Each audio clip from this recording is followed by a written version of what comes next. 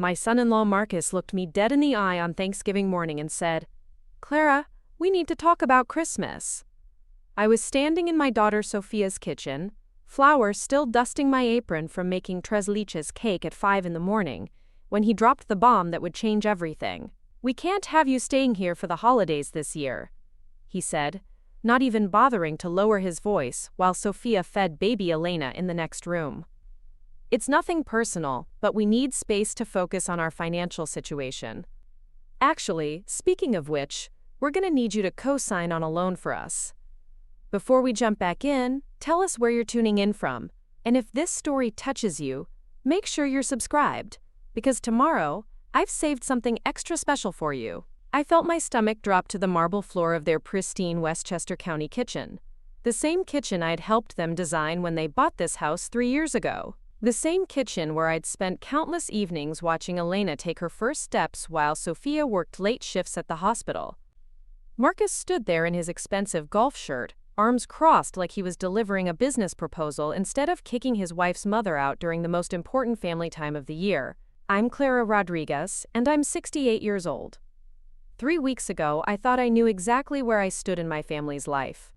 I was the reliable abuela who drove 2 hours every weekend from my apartment in Queens to help with baby Elena, who cooked traditional Dominican meals that filled their house with the smells of home, who never asked for anything except the joy of being needed. I was the woman who'd raised Sofia as a single mother after her father walked out, who'd worked double shifts at the textile factory to put her through medical school, who'd saved every penny so she could have the wedding of her dreams. But standing in that kitchen on Thanksgiving morning, watching Marcus treat me like an inconvenience while asking for my financial help in the same breath, I realized I'd been living in a fantasy. I'd been so grateful that my daughter had found someone who could provide for her, someone who could give her the stability I'd never been able to offer, that I'd ignored all the little signs that Marcus saw me as nothing more than free childcare and a potential piggy bank. The worst part wasn't even the dismissal.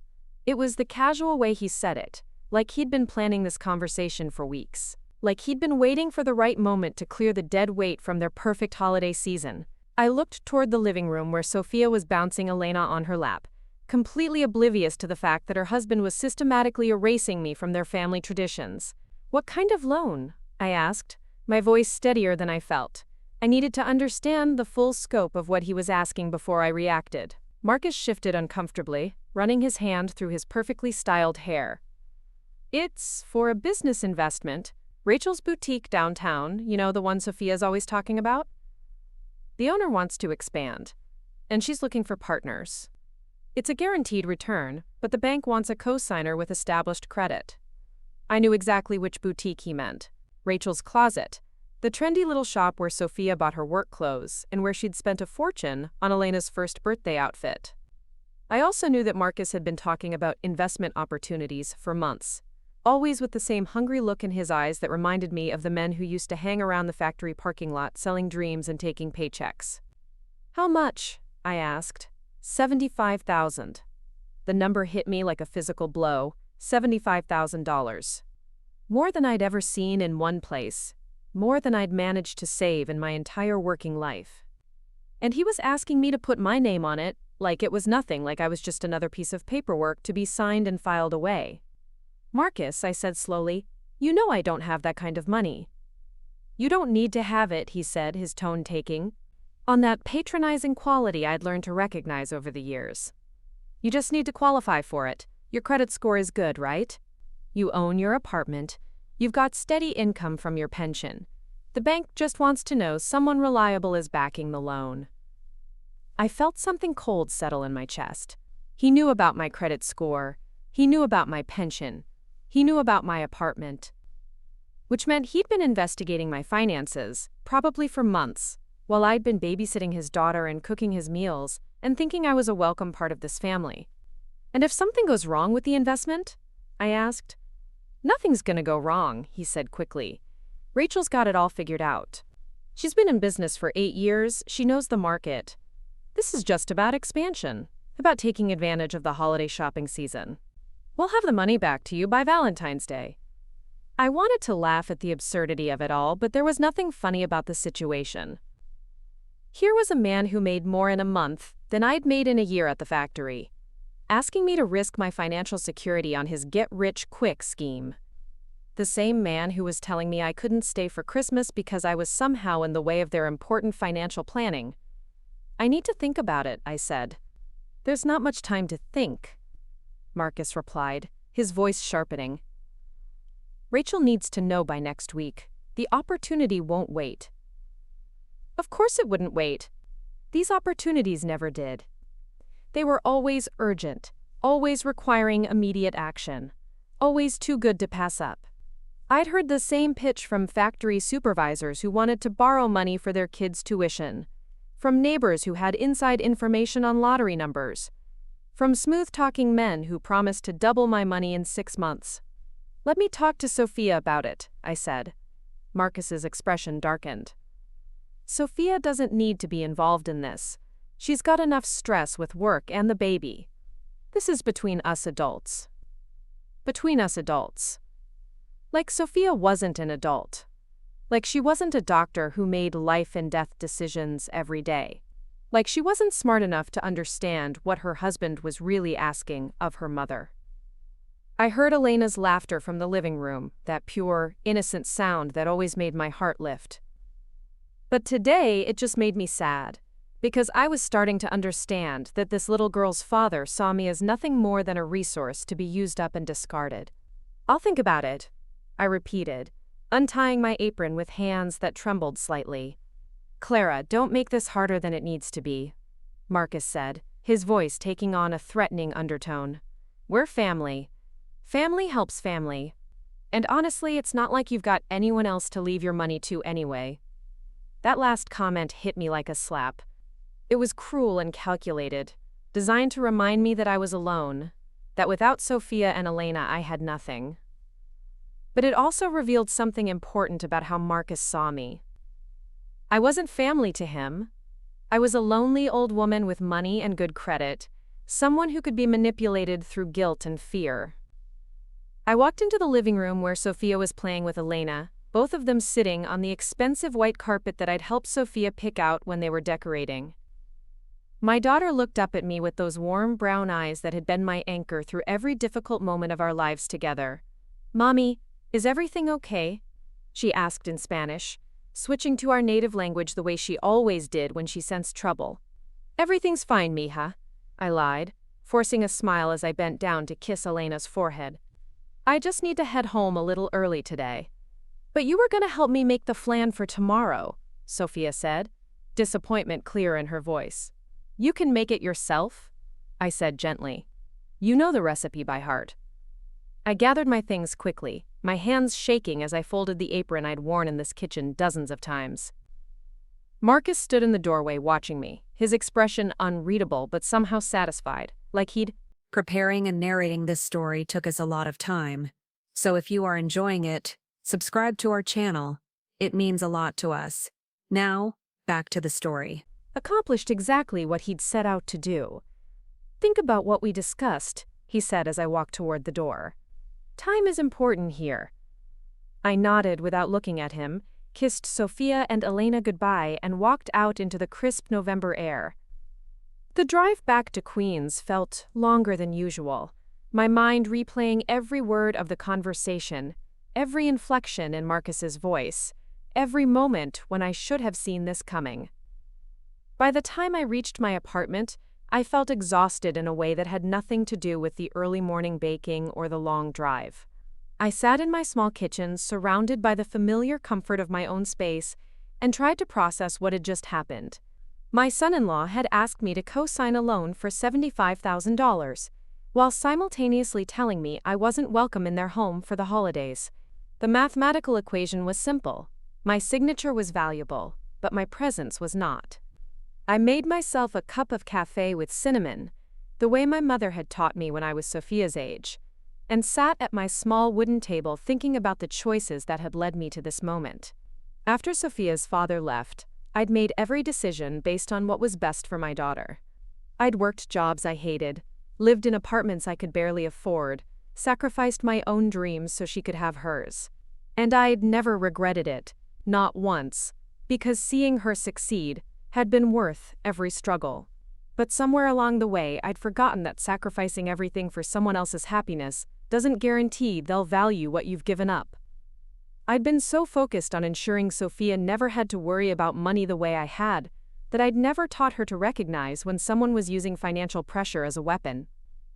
My phone buzzed with a text from Sofia. "Mammy, Marcus said you're thinking about helping us with a business loan. That's so sweet of you, but you don't have to do that. We'll figure it out." I stared at the message for a long time, reading between the lines. Sofia didn't know about the Christmas ultimatum. She didn't know that Marcus had framed his request as a demand rather than a favor. She thought I was voluntarily offering to help, which meant Marcus had already begun spinning the narrative in his favor. I typed back, "We'll talk about it later, Mija. Focus on your family." But even as I sent the message, I felt the wrongness of it. I was her family. Elena was my granddaughter. This apartment in Queens, with its faded photographs and hand-me-down furniture, was as much a part of their family history as the pristine house in Westchester, with its marble countertops and designer everything. That night, I couldn't sleep. I lay in bed staring at the ceiling, thinking about all the holidays I'd spent in that house, all the times I'd driven through traffic and bad weather just to be there for Sunday dinners and birthday parties, and ordinary Tuesday evenings when Sofia needed someone to watch Elena. I thought about the Christmas mornings when I'd arrived before dawn to help prepare the traditional Dominican breakfast, the way Elena's face lit up when she saw me, the feeling of belonging that had made all the sacrifices worthwhile. And I thought about Marcus, who had never once thanked me for any of it, who had never acknowledged that his wife could work late shifts and travel for conferences because her mother was available to help, who had never seemed to notice that I organized my entire life around their schedule, that I'd turned down social invitations and volunteer opportunities and chances to build my own relationships because I was always available to be their backup plan. The next morning, I called my bank, not to inquire about loan applications, but to check on something I'd been wondering about for months. The customer service representative was helpful and patient, walking me through the details of my account and explaining options I'd never considered. By the time I hung up, I had a much clearer picture of my actual financial situation, and it was different from what Marcus seemed to think. I also called my neighbor, Mrs. Chen, who had worked as a loan officer for 30 years, before retiring. She agreed to meet me for coffee that afternoon, and I spent an hour learning about co-signing, about liability, about the ways people could find themselves responsible for debt they never intended to take on. The thing about co-signing, Mrs. Chen said, stirring sugar into her tea, is that you're not just promising to pay if they can't, you're promising to pay even if they won't. And if something goes wrong, the bank comes after whoever's easiest to collect from. Which would be me, I said. Which would be you? Your pension, your apartment, your savings. Everything you've worked for becomes collateral for someone else's dream. I thanked her for the information and walked home with a much clearer understanding of what Marcus had really been asking of me. He wasn't asking me to help family. He was asking me to risk everything I had so he could play businessman with someone else's money. That evening, Sofia called. "Mommy, can we talk about this loan thing? Marcus says it's a great opportunity, but I'm worried about you taking on that kind of responsibility." I could hear the conflict in her voice, torn between loyalty to her husband and concern for her mother. It broke my heart to realize that she was in the middle of a situation she didn't fully understand, trying to balance competing demands from the two people who should have been protecting her, instead of using her as a pawn. "What do you think about the investment?" I asked carefully. "Honestly? I think Rachel's store is cute, but I don't know anything about retail. Marcus says she's got great projections, but..." She paused, and I could hear Elena babbling in the background. "I just don't want you to feel pressured into anything." "Do you think I'm being pressured?" Another pause, longer this time. "I think Marcus gets excited about opportunities sometimes. He means well, but he doesn't always think about how his enthusiasm might come across." His enthusiasm. That was one way to describe it. I wondered if Sofia had any idea about the Christmas ultimatum, if she knew that her husband had basically offered me a choice between financial risk and family exclusion. "Sofia," I said carefully, "are you happy with the holiday plans this year?" "What do you mean?" just that things seem a little different, more complicated. Well, Marcus has been stressed about money lately. He's been working so hard to provide for us, and I think he feels like he needs to make big moves to secure our future. But I told him we're fine, that we don't need to take big risks. I love our life the way it is. I closed my eyes, feeling the weight of everything unsaid. Sofia didn't know about the Christmas ultimatum because Marcus hadn't told her. She didn't know about the pressure tactics because she hadn't been in the kitchen to hear them. She was living in a completely different version of reality, one where her husband was a dedicated provider and her mother was a willing investor. I need to think about the loan more, I said finally. It's a big decision. Of course, Mammy. Take all the time you need, and don't worry about Christmas planning right now. We'll figure everything out. After we hung up, I sat in my quiet apartment and made a decision. I wasn't going to be rushed into anything. I wasn't going to let Marcus manipulate me through guilt or fear or false urgency. And I wasn't going to let him use my love for Sofia and Elena as a weapon against me. But I also wasn't going to just walk away and pretend this wasn't happening. Because if Marcus was willing to treat me this way, to risk my financial security for his dreams, and exclude me from family holidays when I didn't comply quickly enough, then there were probably other things about him that Sofia didn't know. I opened my laptop and began to research. Not just the loan process, but Marcus himself. His job, his company, his previous business ventures. I researched Rachel's boutique, looking at their financial filings and business registrations. I researched the retail market in their area, the success rates of boutique expansions, the common warning signs of investment fraud. What I found over the next 3 days changed everything I thought I knew about my son-in-law and his grand plans. And it made me realize that protecting Sofia and Elena was going to require more than just saying no to a loan. It was going to require me to become someone I'd never been before, someone who fought back. The call came on Sunday evening, just as I was preparing my clothes for the week ahead. Marcus's voice was tight with barely controlled anger, the fake politeness completely gone. Clara, I need an answer about the loan. Rachel's got other investors interested, and if we don't move now, we're going to lose the opportunity. I've been thinking about it, I said calmly. I need to see the business plan. What business plan? For the boutique expansion. Financial projections, market analysis, timeline for return on investment. Basic information that any investor would want to see. There was a long pause. This isn't that complicated, Clara. It's just a store expansion. Rachel knows what she's doing. Then she should have documentation to prove it. Look, I don't have time for this, Marcus said, his voice rising. Either you trust us or you don't. Either you're part of this family or you're not. It's that simple. Is it? I asked. Because it seems like my membership in this family is conditional on my willingness to risk my financial security for your benefit. That's not what this is about. Then what is it about, Marcus? Because from where I'm sitting, it looks like you're asking me to guarantee a loan while simultaneously telling me I'm not welcome for Christmas. It looks like you want my credit score but not my presence. The silence stretched between us and I could practically hear him recalculating his approach. When he spoke again, his voice was smoother, more controlled. I think there's been a misunderstanding. The Christmas thing isn't about you not being welcome. It's about giving Sofia space to focus on her career and the baby. She's been so stressed lately, and I thought a quiet holiday might be better for everyone. Have you asked Sofia what she wants? I don't need to ask. I know my wife.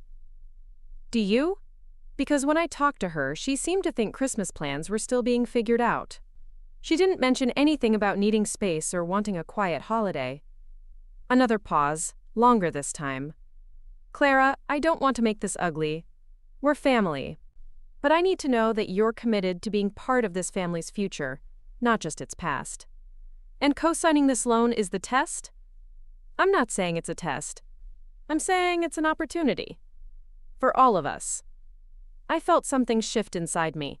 A clarity that had been building for days finally crystallizing into certainty. Marcus, I'm not going to co-sign your loan. Are you sure about that? There was something in his tone that made my blood run cold. Not anger, but something darker. A threat disguised as a question, I'm sure. That's unfortunate. I really hoped we could work this out like adults. We are adults, Marcus. Adults who can disagree without it becoming a family crisis. We'll see about that. He hung up without saying goodbye, leaving me standing in my kitchen with the phone still pressed to my ear and the certain knowledge that I'd just crossed a line I couldn't uncross.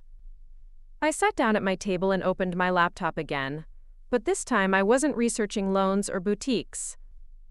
I was researching something else entirely, something that had been nagging at me since the first conversation in Sofia's kitchen.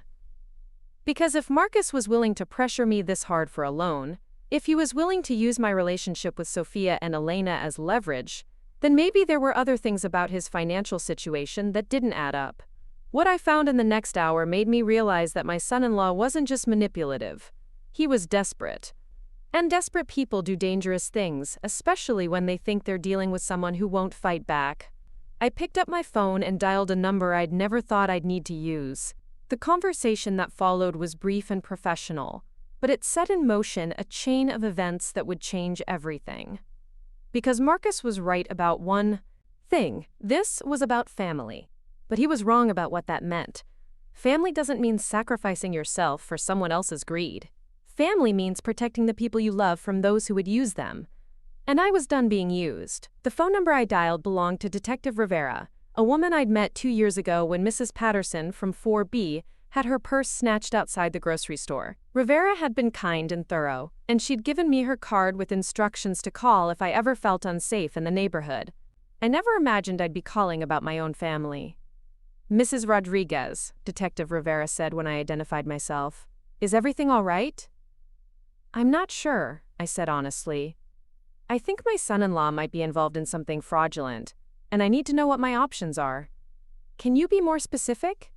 I told her about the loan request, about Marcus's knowledge of my financial situation, about the pressure tactics and the Christmas ultimatum. I also told her about the research I'd been doing, about the inconsistencies I'd found in his story about Rachel's boutique. Have you checked whether this boutique expansion is even real? Rivera asked. That's what I'm trying to figure out. Marcus claims Rachel is looking for investors, but when I called the store directly, the woman who answered said Rachel wasn't available and took my number. That was 3 days ago, and no one has called me back. What about your son-in-law's employment? Have you verified his income? That was the question I'd been dreading, because the answer was complicated.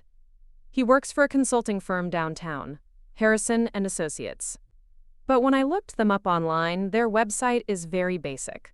No employee directory, no detailed information about services. Just generic corporate language. Mrs. Rodriguez, I want you to be very careful here. If your instincts are telling you something is wrong, you should listen to them. But I also want you to understand that investigating family members can have serious consequences for your relationships. I understand, but if he's planning to defraud me, or if he's already defrauding other people, then Sofia and my granddaughter could be in danger too. All right, here's what I suggest. Don't sign anything, don't give him any money, and document everything. Save all text messages, record phone conversations if your state allows it, keep notes of every interaction. If he's legitimate, then you're just being cautious. If he's not, you'll have evidence. Is there a way to find out if Harrison and Associates is a real company? I can make some inquiries. But Mrs. Rodriguez, promise me you won't confront him directly. If he is running some kind of scam, cornering him could make him desperate. And desperate people do unpredictable things. After I hung up with Detective Rivera, I felt both relieved and terrified. Relieved that someone was taking my concerns seriously. Terrified about what we might find. I made myself dinner, trying to act normal, but my mind kept racing through possibilities. What if Marcus wasn't just pressuring me for a loan? What if he'd been lying about other things, too? The next morning, I decided to drive past Harrison and Associates. I told myself it was just curiosity, that I needed to see the building to put my mind at ease. The address was in Midtown Manhattan, a respectable area with glass office towers and busy sidewalks. But when I found the building and checked the directory, Harrison and Associates was listed on the 32nd floor, with no other information. I took the elevator up, my heart pounding as the numbers climbed. The 32nd floor was a maze of small offices and shared workspaces, the kind of place where startup companies rented month to month. I found the Harrison and Associates door, but it was locked, with no lights visible underneath. A handwritten sign taped to the glass said, "By appointment only." "Can I help you?" A woman emerged from the office next door carrying a stack of files. "I'm looking for someone from Harrison and Associates," I said. "Do you know if they're usually here during business hours?" "The C." Woman frowned. "That office has been empty for about 6 months. There was a guy who used to come in occasionally, but I haven't seen him lately." "Are you sure you have the right address?" My knees felt weak. 6 months? Yeah, maybe longer. The building manager keeps meaning to re-rent it, but... She shrugged. "Is everything okay?" "You look pale." I thanked her and managed to make it back to the elevator before my legs gave out completely. Marcus had been telling Sofia he went to work every day for at least 6 months, maybe longer. He'd been leaving the house in business clothes, coming home with stories about meetings and clients and deadlines. All of it had been a lie. The drive back to Queens was a blur. I kept thinking about Sofia, working her demanding shifts at the hospital while Marcus pretended to have a job. I thought about their mortgage payments, their car loans, their credit cards. If Marcus hadn't been working, where was the money coming from to maintain their expensive lifestyle? When I got home, I called Detective Rivera immediately. "The office has been empty for 6 months," I told her. "My son-in-law has been lying about having a job. Mrs. Rodriguez, I need you to stay calm.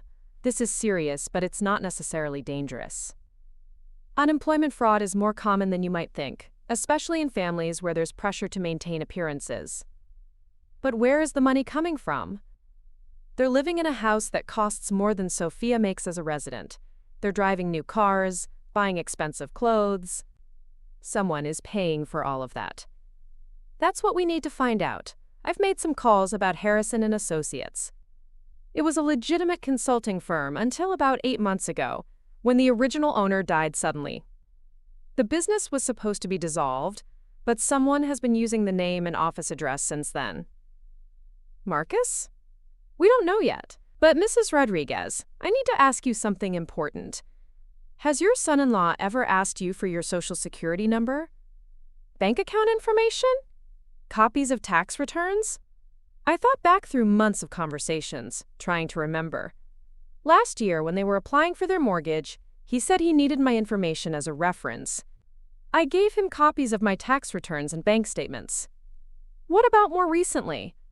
A few months ago, he offered to help me apply for some senior benefits I might be eligible for. He said the paperwork was complicated, and he could handle it for me. I gave him my social security card and some other documents. The silence on Detective Rivera's end made my stomach clench. "Mrs. Rodriguez, I need you to check your credit report immediately. Tonight. And I need you to contact your bank and request account activity for the past year. You think he's been using my identity? I think we need to rule it out. Can you get to a computer right now?" My hands were shaking as I logged into the credit monitoring website I'd signed up for years ago but rarely checked. The page loaded slowly, and then I saw it. 3 credit card accounts I'd never opened, 2 personal loans I'd never applied for, a second mortgage on my apartment that I'd never requested. "Detective Rivera," I whispered into the phone. "There are accounts here that aren't mine." "How many?" I scrolled through the report, my heart sinking with each entry. 6 credit cards, 2 personal loans, and, oh God, there's a mortgage on my apartment. "Mrs. Rodriguez, listen to me carefully. Do not call your son-in-law. Do not tell your daughter about this yet. We need to document everything before he knows we're on to him. Can you get to my office tomorrow morning? Yes. Bring everything. Bank statements, tax returns, the credit report, any paperwork he's ever asked you to sign. We're going to figure out exactly what he's done and how to fix it." I spent the night awake, staring at the ceiling and trying to process the magnitude of what was happening. Marcus hadn't just asked me to co-sign a loan. He'd been systematically stealing my identity for months, maybe years. He'd used my good credit and my trust to fund a lifestyle that he couldn't afford, all while lying to Sofia about having a job. The next morning, I gathered every financial document I owned and drove to Detective Rivera's office. She was waiting for me with a fraud specialist from the district attorney's office, a serious woman named Catherine Walsh who spread my papers across a conference table like evidence in a murder trial. "Mrs. Rodriguez," Walsh said after reviewing the documents, "your son-in-law has committed multiple felonies: identity theft, fraud, forgery. Based on what we're seeing here, he's stolen approximately $200,000 using your credit and personal information. $200,000. The number was so large I couldn't even comprehend it. How is that possible? He's been very sophisticated about it," Walsh continued. "The mortgage on your apartment, for instance. He forged your signature on the paperwork. But he also provided fabricated employment records to make it look like you qualified for the loan. The money from that mortgage, about $80,000, was transferred to an account in his name. But I would have gotten paperwork from the mortgage company. He used a post office box as the mailing address for all of these accounts. Every statement, every notice, every piece of mail has been going to a box that only he has access to." Detective Rivera leaned forward. "Mrs. Rodriguez, we need to know if you've noticed any changes in your daughter's behavior recently. Any signs that she might know what's happening." I thought about Sofia, about the stress she'd mentioned, about the way she'd seemed more tired lately. She said Marcus has been worried about money. But she also said she loves their life the way it is, that she doesn't want him taking big risks. So she doesn't know about the fake job? I don't think so. She talks about his work like it's real. She mentions his colleagues, his projects. Either she doesn't know, or she's a much better liar than I ever imagined. Walsh made notes on a legal pad. "We need to move carefully here. If Sofia is innocent, then she's a victim too. But if she's involved, we need to know that before we proceed." "She's not involved," I said firmly. "Sofia is many things, but she's not a criminal. She's working 60-hour weeks to support her family while her husband steals from her mother. She has no idea what's really happening." "Then we need to protect her," Rivera said. "Because when this comes out, it's going to destroy her world." Over the next hour, Walsh walked me through the process of filing fraud reports with the credit agencies, disputing the unauthorized accounts, and beginning the process of reclaiming my financial identity. She also explained what would happen when they arrested Marcus, how the case would proceed, and what I could expect in terms of recovery. "The truth is, Mrs. Rodriguez, you'll probably never get all the money back. He's spent most of it maintaining his lifestyle. But we can stop him from stealing anymore, and we can make sure he faces consequences for what he's done." "What about Sofia and Elena? What happens to them?" "That depends on a lot of factors: Sofia's income, their assets, whether she has family support." Walsh looked at me meaningfully. "Whether she has a mother who's willing to help her rebuild." I understood what she was saying. Even after everything Marcus had done to me, I was still going to be the one Sofia turned to when her world fell apart. I was still going to be the one who helped her pick up the pieces, who supported her through the trauma of discovering that her husband was a fraud. "When will you arrest him?" "Soon. We need to gather a little more evidence, make sure we have an airtight case. But Mrs. Rodriguez, once we move on this, it's going to happen fast. Are you prepared for that?" I thought about Sofia, about the look on her face when she found out that the man she'd married, the father of her child, had been lying about everything. I thought about Elena, who would grow up knowing that her father was a criminal. I thought about myself, and the choice between protecting my finances and protecting my family's illusions. "I'm prepared," I said. But even as I said it, I knew that nothing could really prepare any of us for what was coming. Detective Rivera walked me to my car after the meeting. "Mrs. Rodriguez, I want you to act normal for the next few days. Don't change your routine, don't avoid family gatherings. If Marcus suspects that you know what he's done, he might run, or he might destroy evidence. What if he tries to pressure me about the loan again? Tell him you're still thinking about it. Buy us time to build the case. But under no circumstances should you sign anything or give him access to any more of your accounts. And what about Sofia? Rivera looked at me with sympathy. That's the hardest part of cases like this. The innocent family members suffer the most. But Mrs. Rodriguez, you're not responsible for protecting Sofia from the truth. You're responsible for protecting her from further harm. I drove home slowly, taking the long route through neighborhoods I'd known for 40 years. I passed the factory where I'd worked for most of Sofia's childhood, the community college where I'd taken night classes to improve my English, the church where I'd prayed every Sunday for the strength to give my daughter a better life than I'd had. I'd succeeded in that goal, or so I'd thought. Sofia had become a doctor, married a man who seemed stable and successful, lived in a beautiful house with every advantage I'd never been able to provide. But now I was learning that it had all been built on lies and stolen money, that the stability I'd been so grateful for was actually a house of cards waiting to collapse. When I got home, I found a voicemail from Sofia. "Mommy, I know Marcus talked to you about Christmas. I want you to know that whatever he said, you're always welcome here. You're family, and family belongs together during the holidays. Call me back." I sat in my kitchen, holding the phone and crying for the first time since this whole nightmare began. Not because of the money Marcus had stolen, or the lies he'd told, but because my daughter still believed in family. She still believed that love was stronger than convenience, that belonging wasn't conditional on usefulness. I called her back immediately. "Sofia, mi amor." "Mommy, you sound upset. What's wrong?" "I've just been thinking about things. About family, about what's important." "Is this about the loan?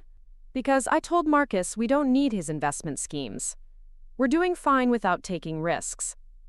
"You told him that?" "Of course I did. I'm not going to let him pressure you into something you're not comfortable with. And I'm not going to let him change our Christmas plans either. Elena has been asking about making cookies with abuela." I closed my eyes, feeling the weight of what I knew and what I couldn't yet tell her. "I love you, Sofia. You and Elena are the most important things in my life. I love you too, Mommy, and I'm sorry if Marcus made you feel unwelcome. He's been under a lot of stress at work lately, and sometimes he doesn't think before he speaks." Stress at work. If only she knew that there was no work, that the stress was coming from trying to maintain an elaborate lie while stealing from the people who loved him most. "We'll figure everything out," I said, because it was the only thing I could say. "We always do. See you Sunday for dinner? I'll be there." After we hung up, I sat in my quiet apartment and made a mental list of everything I needed to do to prepare for the explosion that was coming. I needed to gather important documents and put them somewhere safe. I needed to make sure I had enough cash on hand in case my accounts were frozen during the investigation. I needed to prepare myself emotionally for the moment when Sofia's world shattered and she turned to me for help putting it back together. Most importantly, I needed to figure out how to be strong enough to support my daughter and granddaughter through the trauma of discovering that the man they'd trusted had betrayed all of us. The next few days passed in a strange suspension of normalcy. I went about my regular routine, grocery shopping and cleaning and watching the news, but everything felt different. I found myself studying every interaction with Marcus, every conversation with Sofia, looking for clues I'd missed before. On Thursday evening, Marcus called me. "Clara, I need to know about the loan. Rachel's getting impatient, and I don't want to lose this opportunity." "I'm still considering it," I said, following Detective Rivera's instructions. "What's to consider?" "It's a good investment with guaranteed returns." "I'd like to meet with Rachel first, see the boutique, understand the expansion plans." There was a pause. "That's not really necessary, this is just paperwork." "It's $75,000, Marcus. I think meeting the business owner is reasonable." "Look, Clara, I don't think you understand how these things work. Investors don't usually get involved in the day-to-day operations. I'm not asking to get involved. I'm asking to meet the person I'd be investing in. Fine. I'll set something up. But we need to move on this next week. Always the urgency, always the pressure." I wondered how many other people he'd used the same tactics on. How many other families he'd manipulated with fake deadlines and fabricated opportunities. Friday morning, Detective Rivera called. "We're ready to move. Can you come in this afternoon to review your statement one more time? Is it happening today? Tomorrow morning. We'll arrest him at his house while Sofia is at work. That way, your daughter won't have to witness it. What about Elena? Sofia works weekends, right? So Elena will probably be with a babysitter or at daycare." I felt relief that Elena wouldn't see her father being arrested, but also dread about what came next. How long before Sofia finds out? "We'll call her at the hospital once Marcus is in custody. She'll need to come in for questioning, but she's not a suspect. We'll make that clear. And then? Then the real work begins. For all of you." I spent Friday night preparing for the phone call I knew was coming. I organized all the documents Catherine Walsh had given me, the fraud reports and credit disputes and legal papers that would help Sofia understand what had happened. I also wrote her a letter, trying to explain everything I couldn't say over the phone, everything I needed her to know about how much I loved her and how none of this was her fault. Saturday morning I sat by my phone waiting. At 10:30 it rang. "Mommy?" Sofia's voice was shaky, confused. "Something terrible has happened. Marcus has been arrested. They're saying he stole money, that he committed fraud. I don't understand what's going on." "Where are you now?" "At the police station. They want to talk to me, but I don't know what to say. I don't know anything about any fraud." "Sofia, listen to me. I'm coming to get you. Don't answer any questions until I get there." "But Mommy, I need to understand what's happening. They're saying he used someone's identity to get loans, that he's been lying about his job. None of it makes sense." I closed my eyes, knowing that the moment had come when I had to tell my daughter that her husband had been stealing from her mother for over a year. "Sofia, the identity he stole was mine. Marcus has been using my information to get credit cards and loans. That's how he's been paying for your house, your cars, your lifestyle. He hasn't had a job in months." The silence on the other end of the phone stretched so long I thought the call had dropped. "Sofia, are you there? Your identity." Her voice was barely a whisper. "He stole from you? I'm coming to get you right now. We'll figure this out together." "Mammy, I'm so sorry. I didn't know. I swear I didn't know." "I know you didn't. Am I, amor? This isn't your fault." But even as I said it, driving through Saturday traffic toward the police station where my daughter was learning that her entire life had been a lie, I knew that fault and responsibility were complicated things. Sofia wasn't guilty of Marcus's crimes, but we were all going to pay the price for them, and the price was going to be higher than any of us could have imagined. When I arrived at the police station, I found Sofia sitting in a waiting area, holding Elena in her arms. My granddaughter was fussy and confused, sensing the tension even if she couldn't understand it. Sofia looked up at me with red-rimmed eyes, and I saw in her face the same expression she'd had as a little girl when she'd broken something valuable and didn't know how to fix it. "Tell me the truth," she said as I sat down beside her. "All of it." So I did. I told her about the loan request and the Christmas ultimatum, about the fake office and the credit report, about the meetings with Detective Rivera and Catherine Walsh.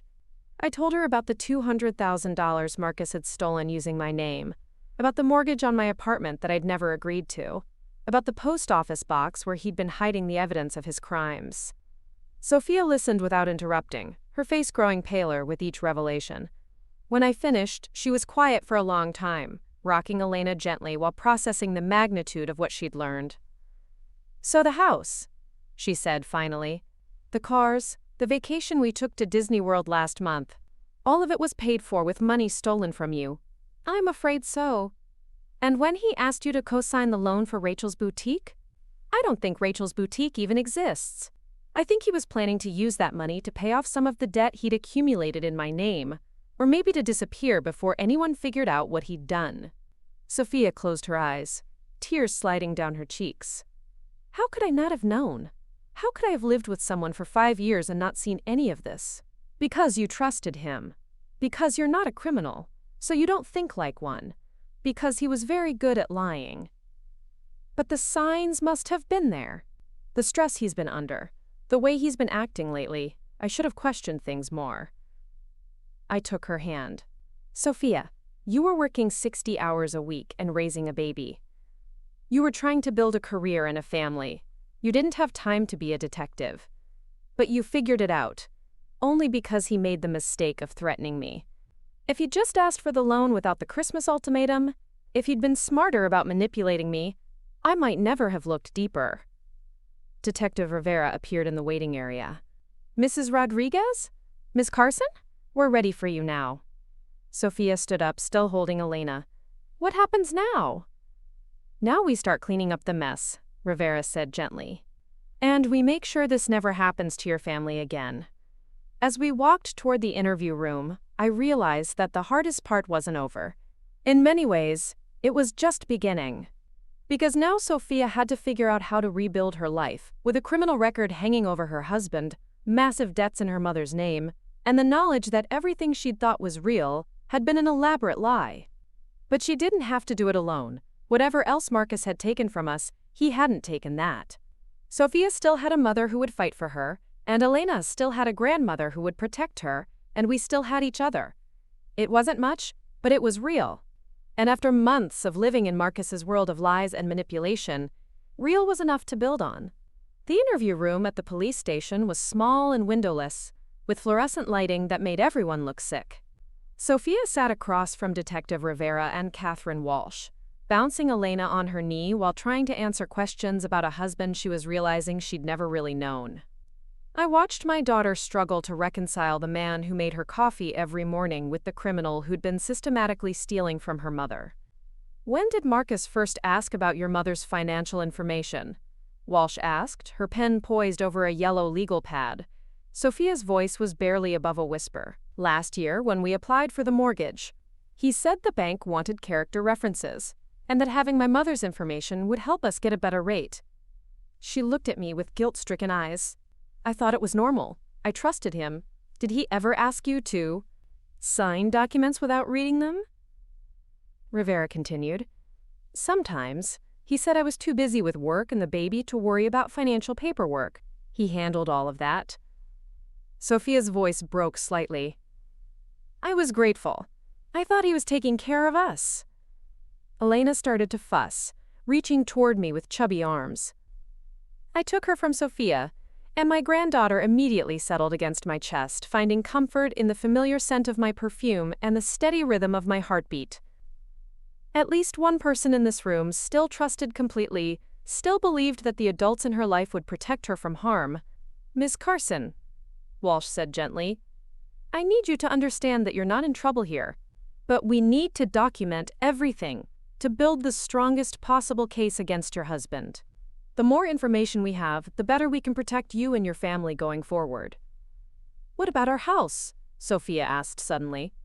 If the mortgage was paid with stolen money, what happens to our house? The silence that followed was answer enough. Walsh and Rivera exchanged a look that told me they'd been dreading this question. The house will likely be seized as part of the criminal proceedings, Walsh said finally. Any assets that were purchased with fraudulent funds are subject to forfeiture. Sofia's face went white. But Elena and I live there. It's our home. I know this is overwhelming, Rivera said. But there are programs that can help you find new housing, and you have your job at the hospital. You'll be okay. Will I? Sofia's voice was sharp with anger and fear. My husband is going to prison, my house is being taken away, and I have a 1-year-old daughter to support. How exactly will I be okay? I shifted Elena to one arm and reached across the table to take Sofia's hand. Because you're not alone. Because you're strong. And you're smart. And you have people who love you. But everything is gone, Mommy. Everything we built together. Everything I thought was real. Our whole life was a lie. Not everything, I said firmly. Elena is real. Your career is real. Your education. Your intelligence. Your ability to build a good life for yourself and your daughter. Those things are real. Marcus can't steal those from you. Sofia squeezed my hand, tears flowing freely now. But he stole from you. He took your money, your credit, your trust. How can you even look at me without thinking about what my husband did to you? Because you're not your husband. Because you're my daughter, and nothing he did changes that. Walsh cleared her throat gently. Ms. Carson, I know this is difficult, but we need to discuss the immediate practical concerns. Where will you and Elena stay while the house situation is resolved? Sofia looked lost. I don't know. I hadn't thought. I can't afford an apartment in Westchester on my salary alone, especially not without Marcus's income. And I can't move too far from the hospital because of my schedule. You'll stay with me, I said without hesitation. Mammy, I can't ask you to do that. Your apartment is tiny, and with Elena's things, and the noise. You're not asking, I'm telling you. You and Elena are coming home with me tonight, and you'll stay as long as you need to. But what about your neighbors? What about your privacy? You've lived alone for so long.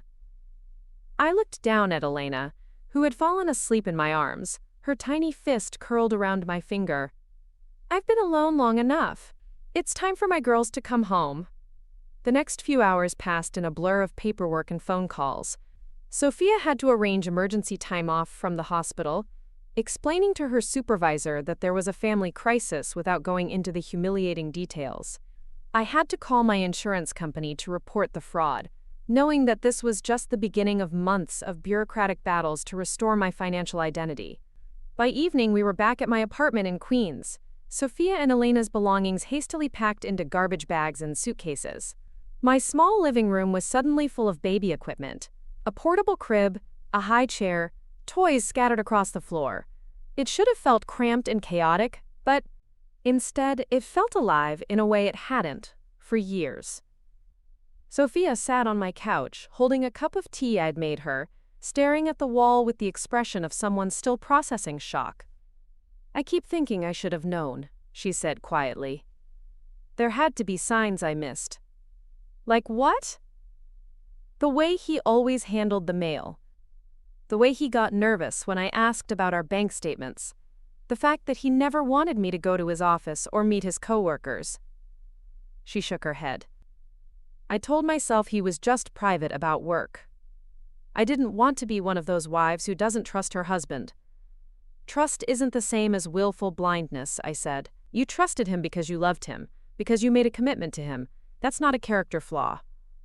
But it almost cost you everything. The money he stole, it's your retirement, your security. What if you can't get it back? I sat down beside her on the couch.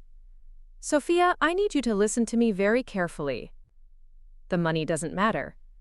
How can you say that? Because I raised you by myself, working 2 jobs and living paycheck to paycheck, and we were fine.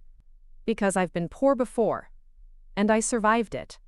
Because money can be replaced, but family can't. Sofia started crying again, the exhausted tears of someone who'd cried so much they didn't think they had any left. I'm so sorry, Mommy. I'm sorry he did this to you. I'm sorry I brought him into our lives. I'm sorry I didn't protect you. You don't protect me, Mija. I protect you. That's how this works. But I'm an adult. I'm supposed to take care of myself now. Being an adult doesn't mean you stop needing your mother. It just means you need her differently. Elena stirred in her crib, making the soft murmuring sounds that meant she was waking up from her nap. Sofia started to get up, but I gestured for her to stay. Let me, I said. You rest. I picked up my granddaughter, breathing in the sweet scent of her hair, feeling the solid weight of her small body against my chest. She looked up at me with those dark eyes that were so much like Sofia's at that age, and for a moment I felt the same fierce protectiveness I'd felt when Sofia was a baby, and it was just the 2 of us against the world. Abuela, Elena babbled, one of the few words she'd mastered. Sí, mi amor, abuela is here. That night, I lay awake listening to the sounds of my apartment transformed.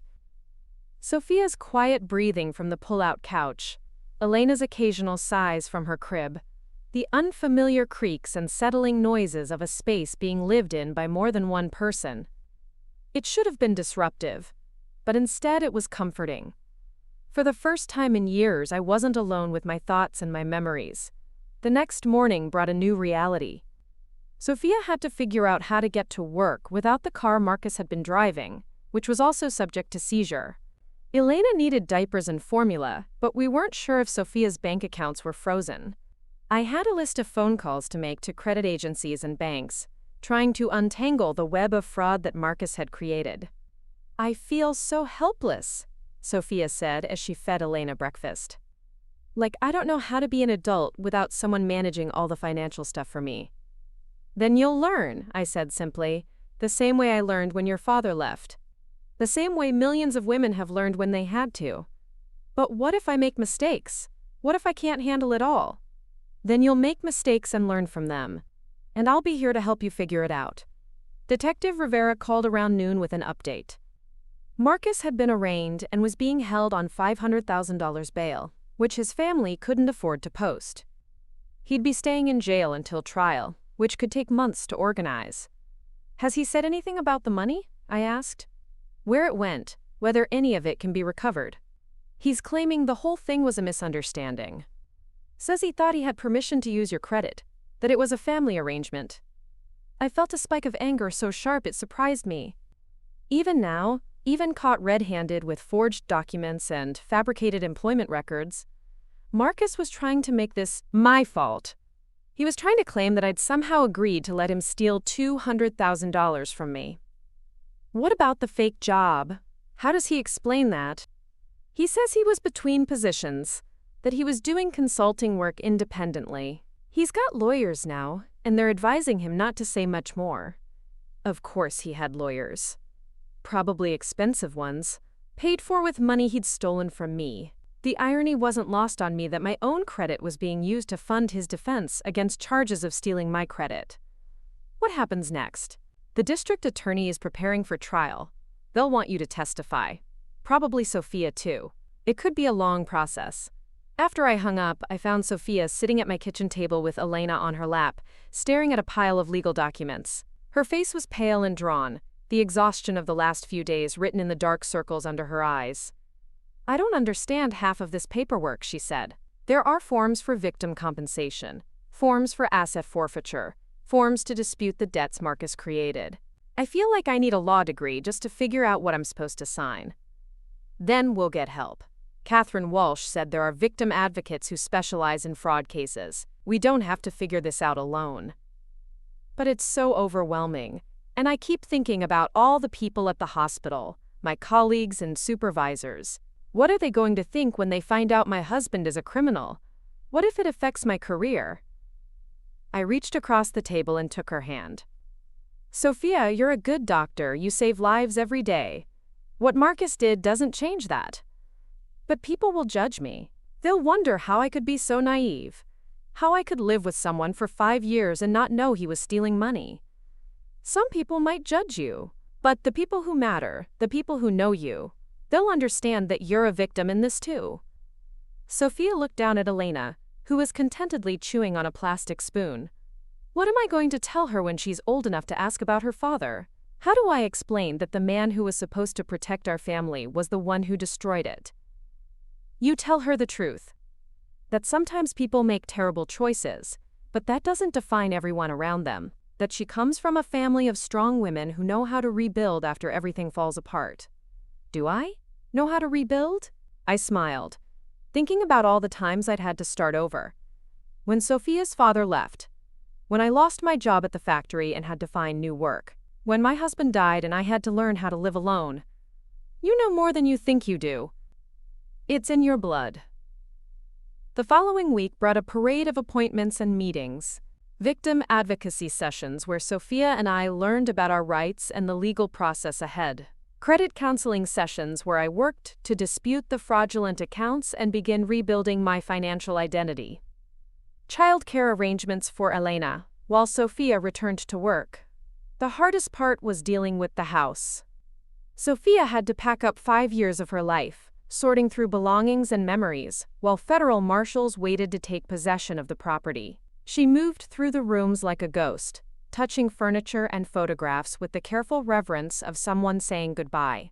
I picked out this couch, she said, running her hand along the expensive leather sectional in their living room. I spent weeks researching brands and comparing prices. I was so proud when we could finally afford it. And now? Now I know it was never really ours. It was bought with stolen money, which means it was never legitimate. It's like our whole life together was built on quicksand. I helped her pack Elena's things, folding tiny clothes and wrapping delicate toys in tissue paper. My granddaughter's room was a showcase of expensive baby furniture and designer decorations, everything a child could need or want. But as I loaded boxes into my car, I thought about how much happier Elena seemed in my cramped apartment, where she could crawl freely without someone worrying about pristine white carpets. "Mommy," Sofia said as we loaded the last box, "I need to ask you something, and I need you to be honest with me." "Of course. Are you angry with me for bringing Marcus into our lives? For being so blind to what he was doing? For letting him hurt you?" I stopped what I was doing and looked at my daughter, really looked at her. She was 31 years old, an accomplished physician, a devoted mother, but in that moment she looked like the scared little girl who used to crawl into my bed during thunderstorms, seeking comfort from the one person she trusted to keep her safe. "Sofia, I'm angry with Marcus. I'm angry with the system that made it so easy for him to steal my identity. I'm angry with myself for not recognizing the warning signs sooner. But I'm not angry with you. You fell in love with someone who turned out to be a fraud. That doesn't make you complicit in his crimes. But if I'd been more careful, more suspicious, then you would have been a different person. You would have been someone who doesn't trust easily, who questions everything, who approaches love with cynicism instead of hope. Is that really who you want to be?" Sofia considered this, absently straightening Elena's car seat. "No, but maybe I need to find a middle ground. Maybe I need to be more skeptical of people's motives. Maybe. Or maybe you just need to remember that your judgment is usually good, and Marcus was unusually skilled at deception. Don't let his lies turn you into someone who can't see the good in people." "How do you do it?" she asked suddenly. "How do you stay optimistic after everything that's happened? After Dad left, after all the struggles when I was growing up, and now this. How do you keep believing that things will work out?" I thought about her question as I secured the last box in my trunk. "Because the alternative is despair. Because you and Elena need me to be strong. Because I've survived worse things than Marcus's betrayal, and I'll survive this too." "Have you survived worse things?" "When your father left, I thought my world was ending. I was 23 years old with a baby, and no money, and no idea how I was going to make it.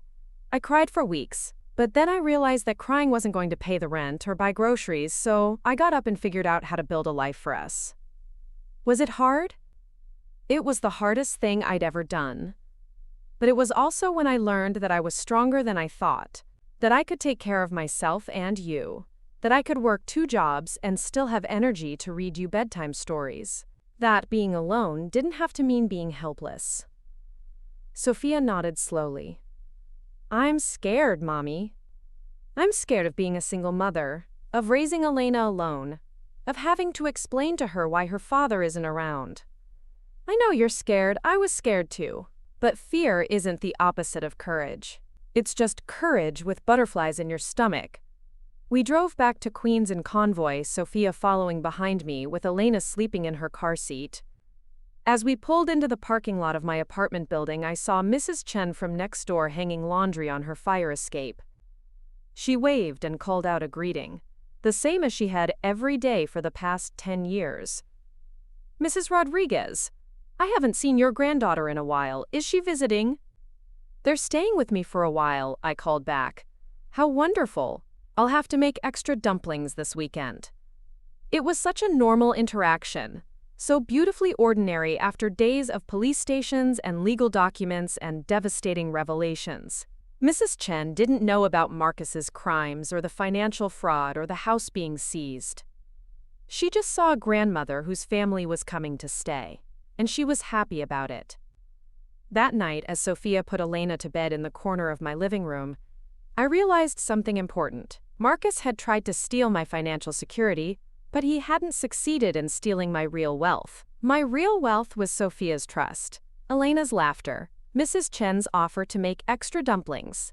It was the network of relationships and community that I'd built over 40 years in this neighborhood, the reputation I'd earned as someone reliable and kind. Marcus had tried to isolate me, to make me dependent on his family's conditional acceptance. But he'd underestimated the foundation I'd built long before he came into our lives. He'd thought he could manipulate me because I was alone, but he was wrong. I wasn't alone. I was independent, which was something entirely different.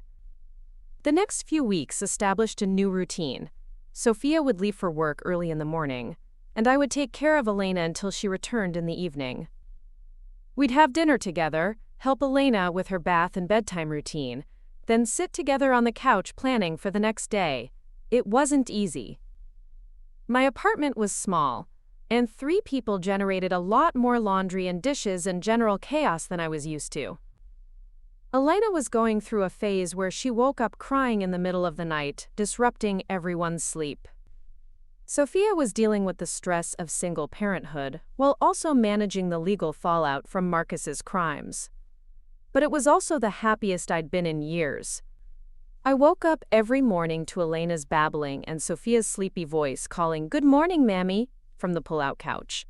I spent my days reading stories and playing peekaboo, and watching my granddaughter discover the world around her. In the evenings, Sofia and I would talk about everything and nothing, rebuilding the easy intimacy we'd shared when she was younger. "I forgot how good you are with babies," Sofia said one evening as I rocked Elena to sleep. "You make it look so natural." "I had a good teacher," I said, thinking of my own mother, who had raised 6 children in a 2-room apartment in Santo Domingo. "Do you miss it? Having a baby in the house?" "I missed you, both of you. The house in Westchester was beautiful, but it always felt like I was visiting. This feels like home." Sofia looked around my small living room, taking in the mismatched furniture and faded photographs, the baby toys scattered across the worn carpet. "It is home, isn't it? Even with all the chaos." "Especially with all the chaos." A month after Marcus's arrest, Catherine Walsh called with an update on the case. The district attorney was offering him a plea deal, 15 years in prison in exchange for cooperation in recovering some of the stolen assets. "What does that mean for us?" I asked. "It means you might get some of your money back, though probably not all of it. It also means a shorter trial process, less time in court, less public scrutiny." "Is it a good deal?" "For the victims, yes. For Marcus." She paused. 15 years is a long time. His daughter will be in high school when he gets out. I thought about Elena, trying to imagine her as a teenager, trying to picture what kind of relationship she might have with a father she wouldn't remember. It was sad, but it was also Marcus's choice. He'd chosen to steal rather than work honestly. He'd chosen to lie rather than admit his struggles. He'd chosen to risk his family's future for short-term financial gain. What happens if he doesn't take the deal? Then, we go to trial. It could take a year or more, and there's always the risk that a jury might not convict on all charges. But if they do convict, he could get much more than 15 years. That evening, I discussed the plea deal with Sofia. She sat at my kitchen table, Elena in her high chair between us, methodically spooning pureed carrots into her daughter's mouth. "What do you think I should do?" she asked. "What do you want to do?" "I want this to be over. I want to stop thinking about Marcus every day, stop waiting for the next legal development, stop explaining to people why my husband is in jail. I want to focus on building a new life for Elena and me." "Then tell Catherine you support the plea deal. But what if we could get more money back if we went to trial? What if 15 years isn't long enough?" I reached across the table and touched her hand. "Sofia, no amount of prison time is going to undo what Marcus did. And money that takes years to recover isn't money you can use to build Elena's future. Sometimes the best choice isn't the one that maximizes punishment or compensation. Sometimes it's the one that maximizes peace." Sofia nodded slowly. "I think you're right. I'm still so angry sometimes. When I see other families, normal families where the husband comes home from work and helps with dinner and plays with the kids, I get angry all over again about what Marcus took from us." "He took a lot," I agreed. "But he didn't take everything. He didn't take your education or your career. He didn't take Elena's health or her happiness. He didn't take your ability to love or trust or build something new. How do you know I can still trust? How do you know I'll ever be able to have a normal relationship again? Because you're still the same person you were before you met Marcus. Hurt, yes. Wiser, probably. But still fundamentally good, still capable of love. Marcus fooled you because you have a trusting heart, not because you have poor judgment. Elena threw her spoon on the floor, as she did at least once during every meal, and looked at us expectantly. Sofia bent to pick it up, and I saw her smile for the first time in weeks. She does that on purpose, Sofia said. She's testing to see if we'll keep picking it up. Of course she is. She's smart, like her mother. And stubborn, like her grandmother. Stubborn is good. Stubborn is how you survive when everything falls apart. That night, after Sofia had gone to bed, I sat in my kitchen with a cup of tea and thought about the distance we'd traveled since that Thanksgiving morning, when Marcus had tried to kick me out of their holiday plans. So much had changed, but in many ways, we'd ended up exactly where we were supposed to be. Sofia and Elena were safe, Marcus was facing consequences for his crimes, and my family was together again. It hadn't been the path any of us would have chosen, but it had led us home. And sometimes, that's the most you can ask for. The plea deal was finalized 2 weeks later. Marcus would serve 15 years in federal prison, and the government would attempt to recover whatever assets they could find.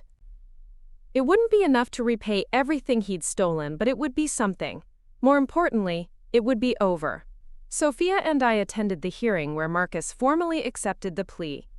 It was the first time I'd seen him since that morning in their kitchen, and I was struck by how different he looked. Gone was the confident man in expensive clothes.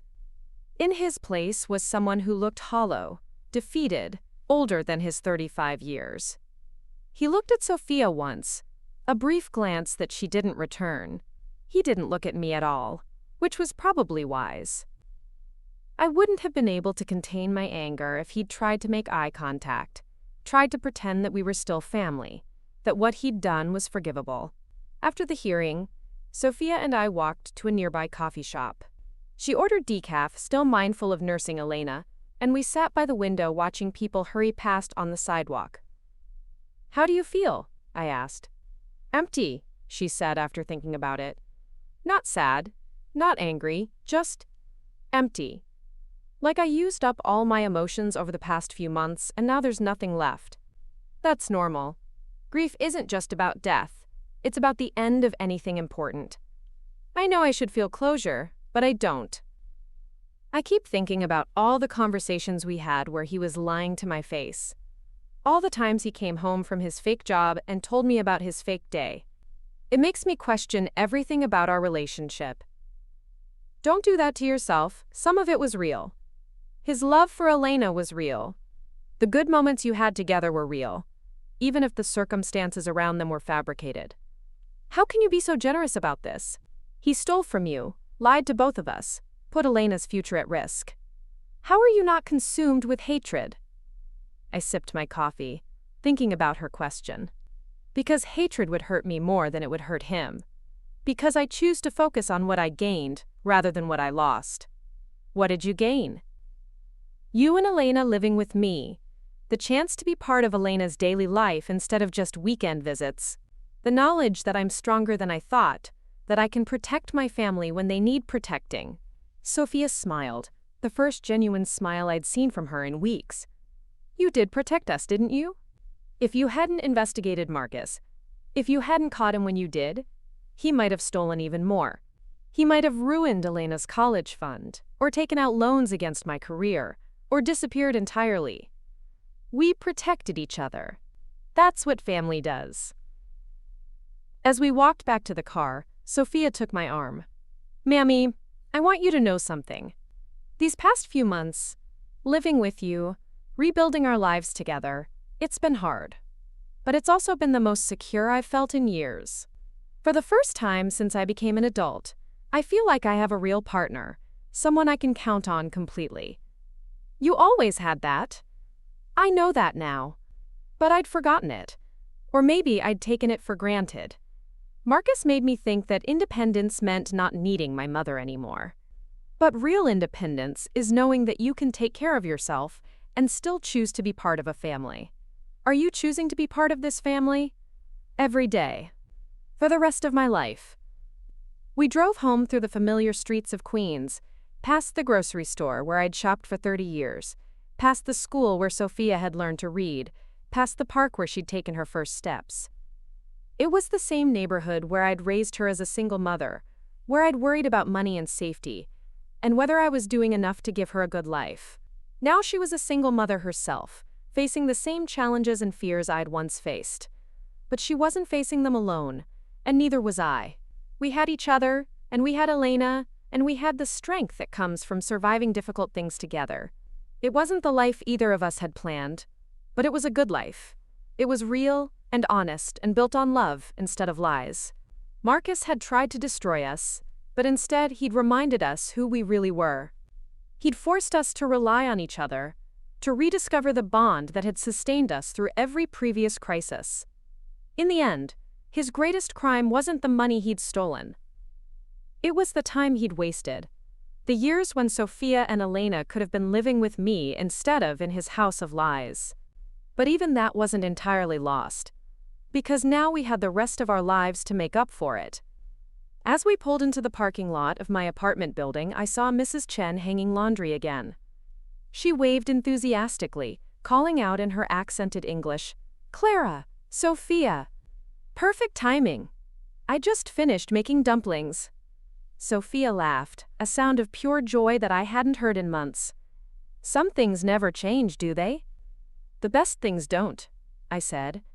The best things just get stronger. 6 months after Marcus's sentencing, Sofia and I had settled into a rhythm that felt as natural as breathing. She would wake up first, tiptoeing around my small apartment to avoid disturbing Elena, who had finally learned to sleep through the night. I'd find her in the kitchen, already dressed for her shift at the hospital, quietly making coffee for both of us, while reviewing patient files on her tablet. "Good morning, Mommy," she'd whisper, handing me a steaming mug before kissing my cheek and heading out into the pre-dawn darkness. Those quiet moments before Elena woke up became precious to me. I'd sit at my kitchen table, sipping coffee and planning the day ahead. Grocery shopping, maybe a trip to the park if the weather was nice, definitely some time reading stories and playing with blocks.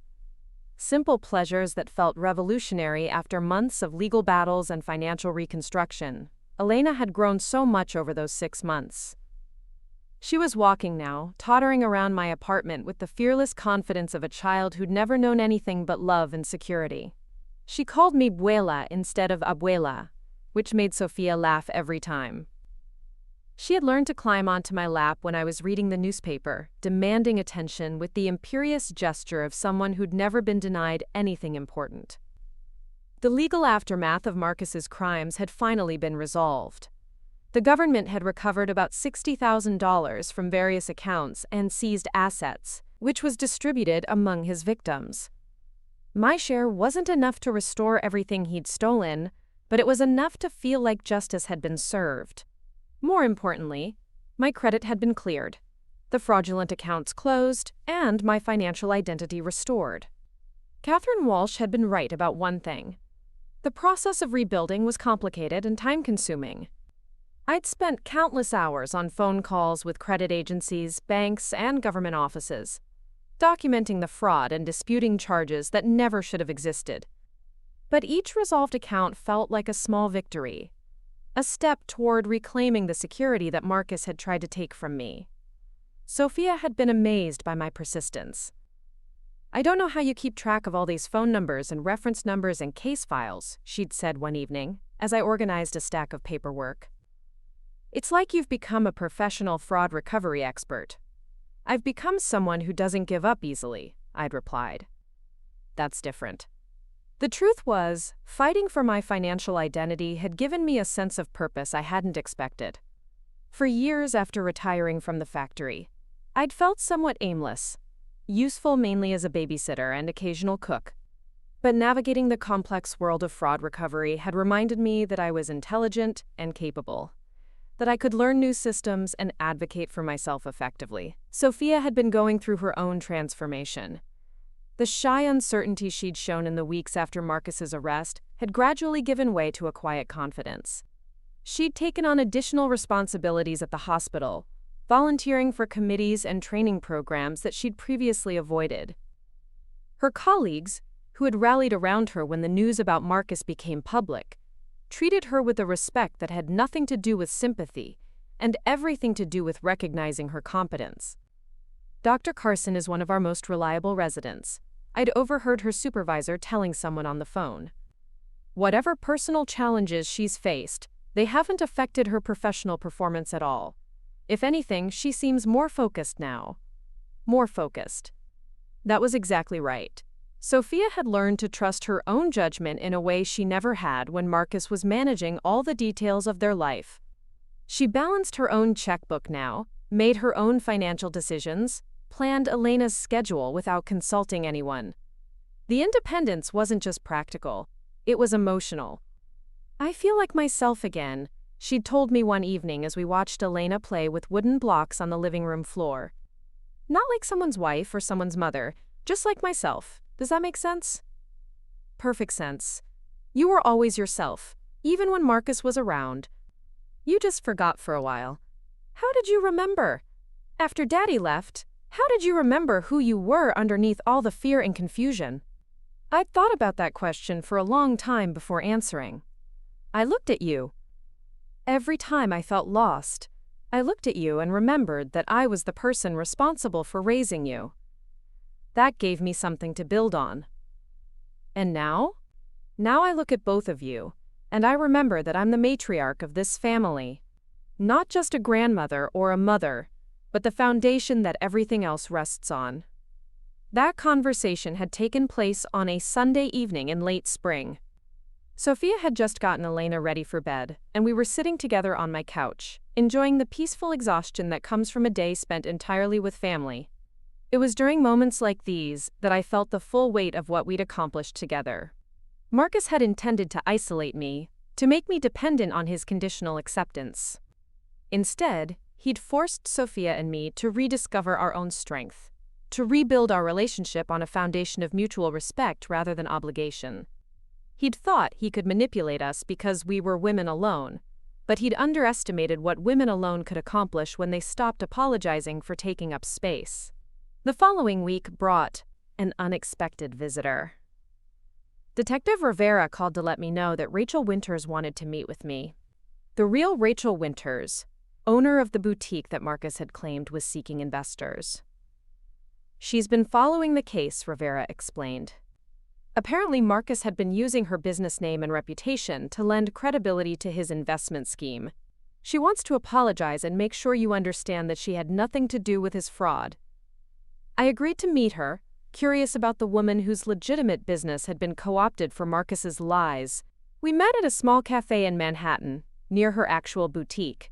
Rachel turned out to be a woman about Sofia's age, with the kind of polished professionalism that comes from building a successful business from scratch. "Mrs. Rodriguez," she said as we sat down, "I can't tell you how sorry I am that my business was used to deceive you. When the police contacted me about the investigation, I was horrified to learn what had happened." "You had nothing to apologize for," I said. "You're as much a victim as anyone else. But I keep thinking that if I'd been more careful about protecting my business reputation, if I'd monitored how my name was being used, then you would have spent all your time worrying about things outside your control instead of focusing on running your business." Marcus was skilled at manipulation. He would have found a way to deceive people with or without using your name. Rachel seemed relieved by my response.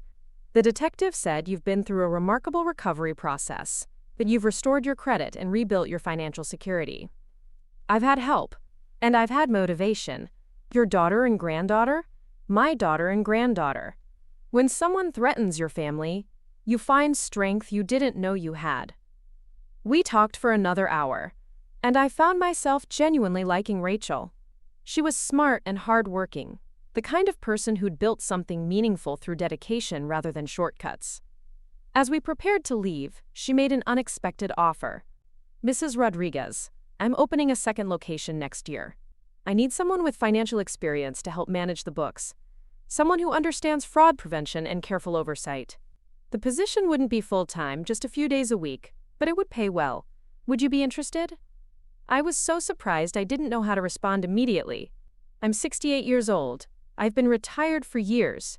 And you've just spent 6 months becoming an expert in financial fraud recovery.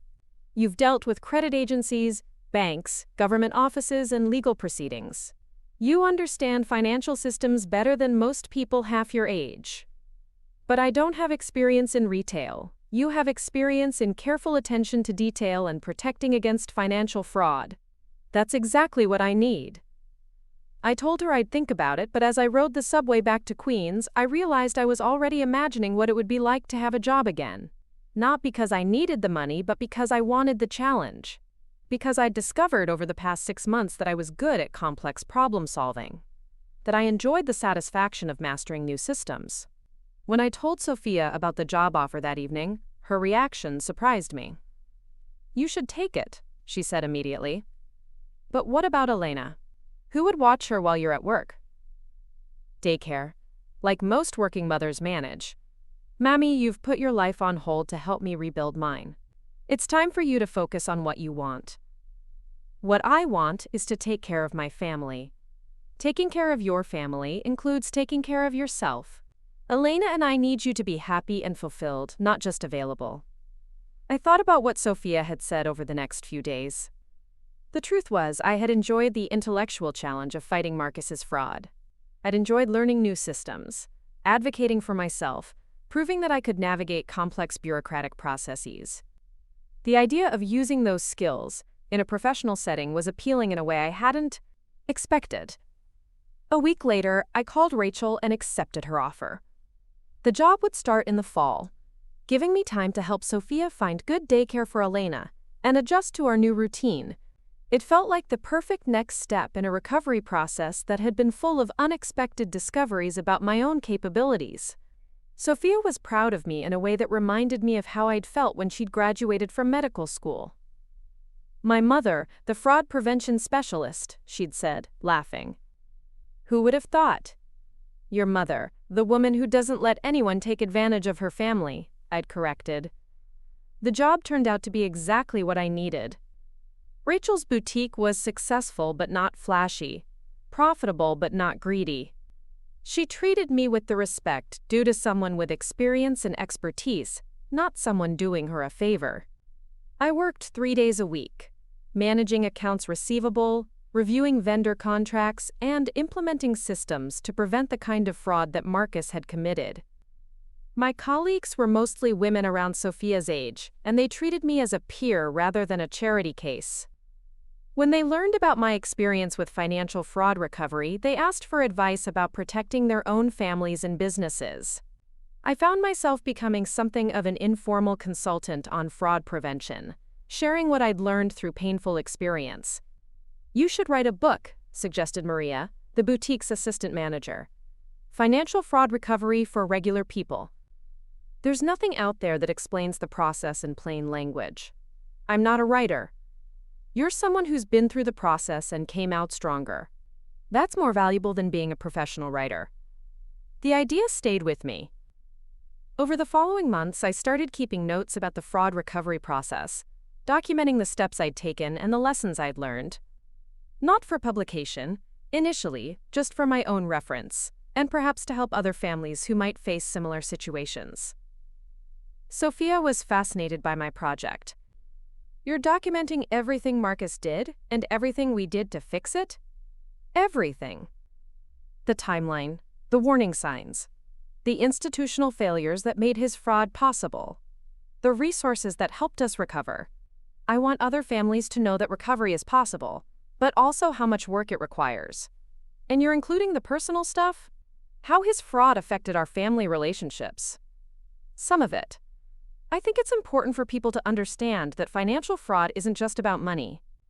It's about trust, about family dynamics, about power and control. Sofia nodded thoughtfully. "Maybe you should talk to some of Marcus's other victims. Find out what their recovery process looked like." That suggestion led to one of the most meaningful aspects of my fraud prevention work. Through Catherine Walsh, I connected with 3 other families that Marcus had defrauded.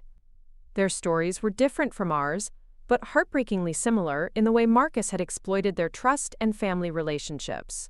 There was Janet Morrison, an elderly widow whose late husband had worked with Marcus at the fake consulting firm. Marcus had convinced her to invest her life savings in what he claimed was a memorial scholarship fund for her husband. The money had disappeared into Marcus's personal accounts, leaving Janet with barely enough to cover her basic expenses. There was David and Carmen Santos, a young couple who'd hired Marcus to help them buy their first home.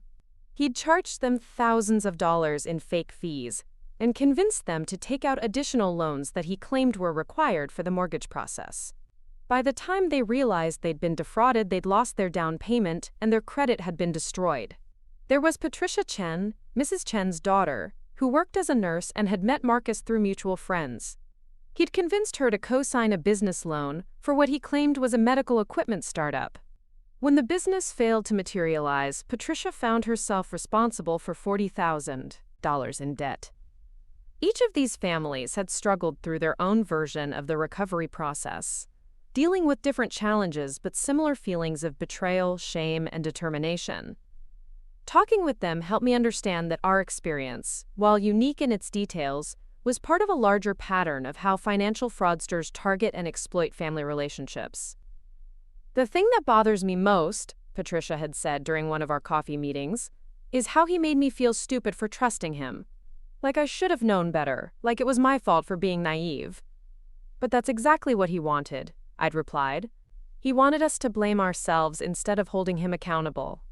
Shame keeps victims isolated, and isolated victims don't fight back effectively. These conversations became the foundation for the support group that I started 6 months later.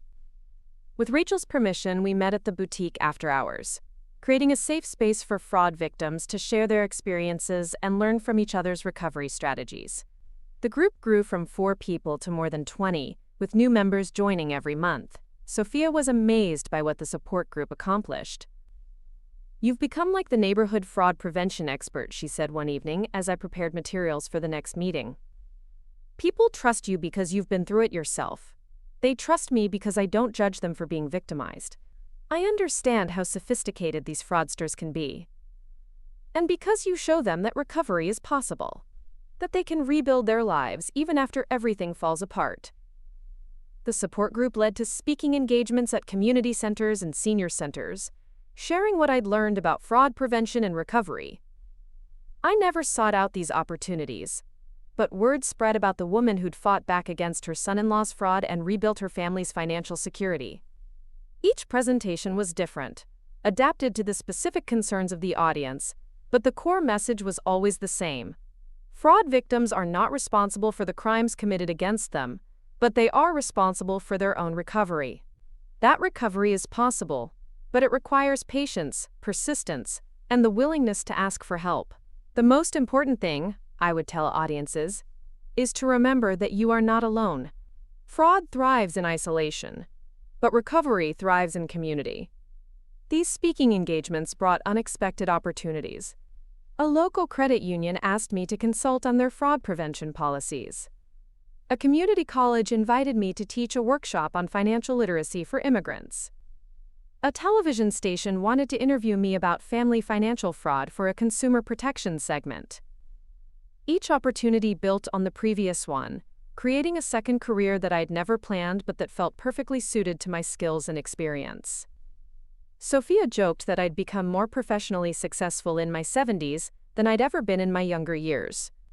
"It's because you're doing work that matters to you," she'd observed, "work that uses everything you've learned about fighting for your family." She was right. Every fraud victim I helped, every family that avoided financial deception because of something I'd taught them, felt like a continuation of the fight I'd started when I first discovered Marcus's lies. It was personal and meaningful in a way that my factory work, however necessary, had never been. Meanwhile, Sofia's career continued to flourish.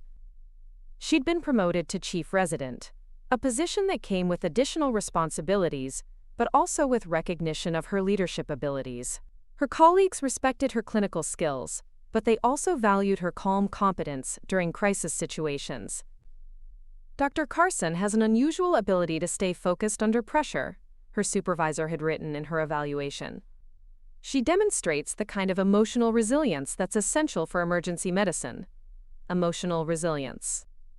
I'd smiled when Sofia shared that evaluation with me, thinking about how much we'd both learned about resilience over the past 2 years. Not the passive endurance that people sometimes mistake for strength, but the active determination to rebuild and move forward despite setbacks. Elena, now almost 3 years old, had grown into a confident, articulate toddler who commanded attention wherever she went. She spoke in complete sentences, asked endless questions, and had opinions about everything from which books to read to which clothes to wear. She was equally comfortable with Sofia and me, treating our apartment as her undisputed territory. "Abuela," she'd announced one morning as I made breakfast, "I want pancakes with blueberries, but not too many blueberries, and I want to help mix the batter, and can we make extra for Mama?" "Of course, mi amor.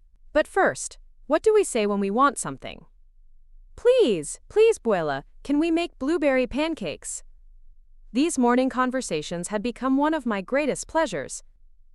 Elena was at the age where everything was fascinating, where simple activities like cooking or gardening became adventures. She helped me water the plants on my fire escape, carefully holding the small watering can while I guided her hands. She stood on a step stool beside me in the kitchen, measuring ingredients and stirring batter with intense concentration. "She's going to be a chef when she grows up," Sofia had said one evening, as we watched Elena carefully arrange toy vegetables in her play kitchen. "She's going to be whatever she wants to be," I'd replied. "She'll have choices, and she'll have family support no matter what she chooses." That was perhaps the most important legacy of our experience with Marcus's fraud. Elena was growing up in a household where women took care of themselves and each other, where financial independence was valued, where trust was earned rather than assumed.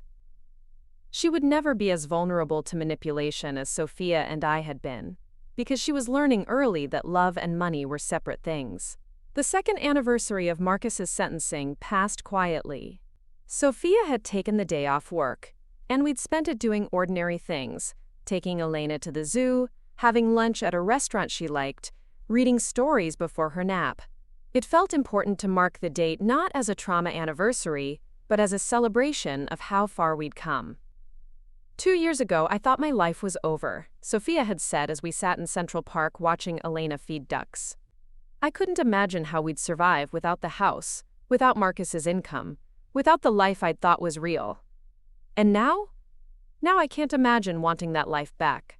This is so much better. More honest, more real, more connected. Even with all the struggles, the cramped apartment, the financial stress, the single parenthood, Sofia had laughed, a sound of genuine joy. Especially with all the struggles. They've made me stronger. They've made us closer. They've shown me what I'm actually capable of. That evening, after Elena was asleep, Sofia and I had our most honest conversation yet about the future. She'd been accepted into a fellowship program that would extend her training by another year, but position her for a permanent attending physician role. The salary increase would be substantial, enough to afford a larger apartment and more financial security. "I want you to know," she'd said, "that no matter how much money I make, no matter how successful my career becomes, I want us to stay together.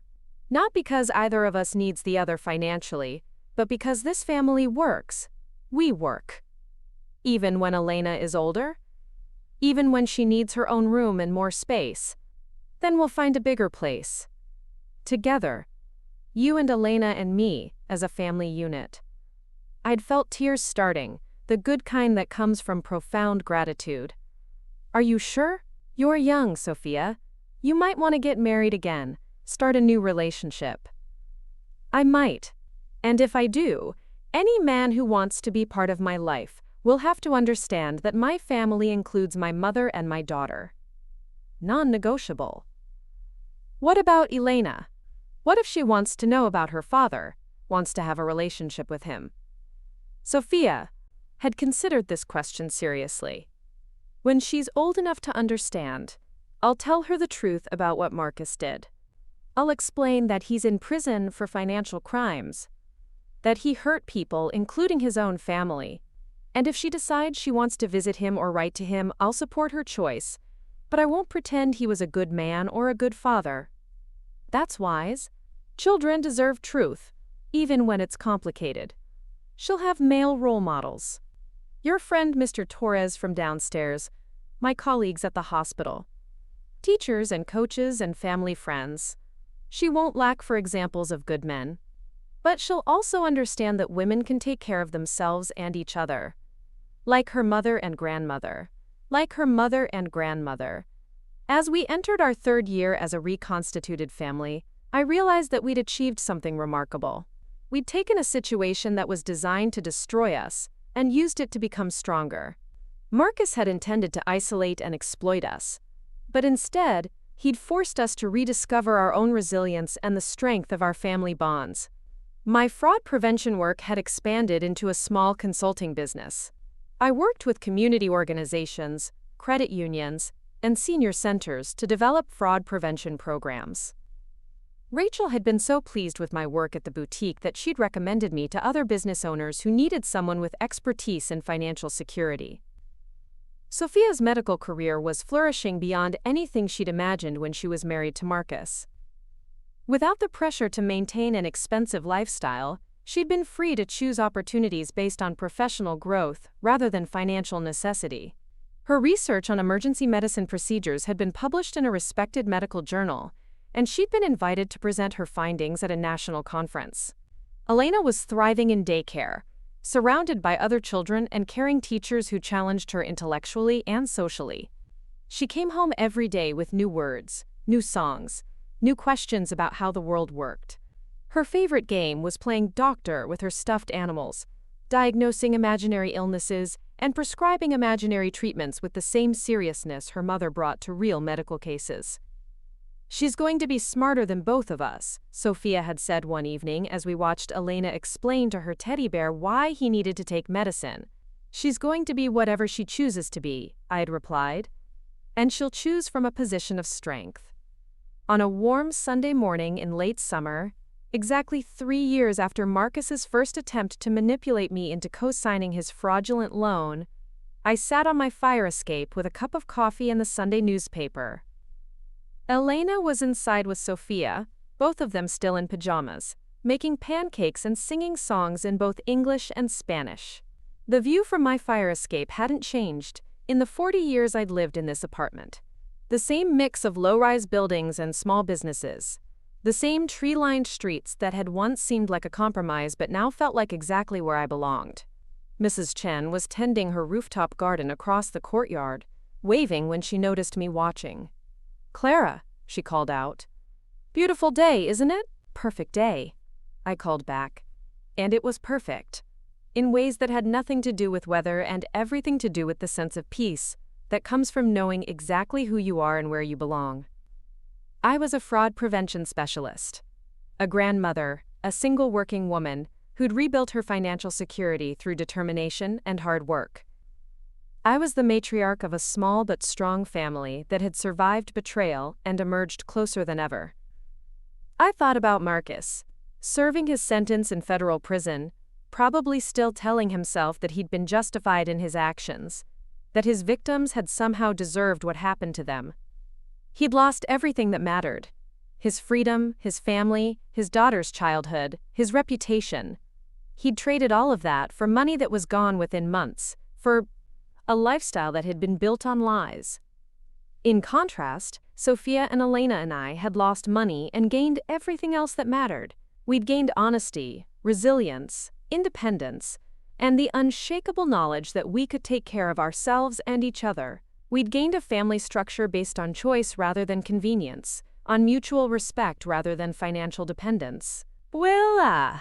Elena's voice called from inside the apartment. "Pancakes are ready!" I folded the newspaper and headed inside, where my granddaughter was carefully setting 3 plates on the small kitchen table. Sofia was at the stove, flipping the last pancake, with the practiced efficiency of someone who'd learned to manage domestic tasks alongside a demanding career. "Perfect timing," Sofia said, smiling as I entered the kitchen. Elena insisted on making extra because Mrs. Chen might want some. "Mrs. Chen always wants pancakes," Elena announced with the authority of someone who'd appointed herself neighborhood social coordinator. We ate breakfast together, The 3 generations of women who'd learned that family isn't about the house you live in or the money you have in the bank. It's about the people who show up for each other during the worst moments and celebrate together during the best ones. It's about choosing each other, every day, even when that choice requires sacrifice. After breakfast, we got dressed and walked to the park, where Elena ran ahead to claim her favorite swing, while Sofia and I followed at a more leisurely pace. Other families were enjoying the beautiful morning. Couples pushing strollers, children playing soccer, teenagers reading under trees. Normal families living normal lives, unaware of the challenges that might await them, unprepared for the ways that trust can be weaponized against love. I wished I could protect all of them from ever experiencing what we'd experienced. But I also knew that resilience can only be developed through surviving difficult things, that strength can only be measured against actual challenges. Marcus had tried to break us, but instead he'd revealed how strong we actually were. As Elena pumped her legs to swing higher, laughing with pure joy, I realized that this was what victory looked like. Not revenge or even full financial recovery, but a sunny Sunday morning in a neighborhood park with the 2 people I loved most in the world. It was simple and ordinary and absolutely perfect. Sofia took my hand as we watched Elena play. "Thank you," she said quietly. "For what?" "For fighting for us, for not giving up when everything seemed hopeless, for showing me that I was strong enough to rebuild my life. You were always strong enough. You just forgot for a while. And you reminded me. Just like you're going to remind Elena, if she ever forgets. That's what grandmothers are for." We stayed at the park until Elena had exhausted herself with running and climbing and swinging. Then we walked home slowly, stopping to buy ice cream from the vendor on the corner, to pet a friendly dog, to examine interesting rocks and leaves that Elena collected for her nature museum in our apartment. By the time we reached our building, Elena was ready for her nap, and Sofia was ready to review some medical journals for her upcoming conference presentation.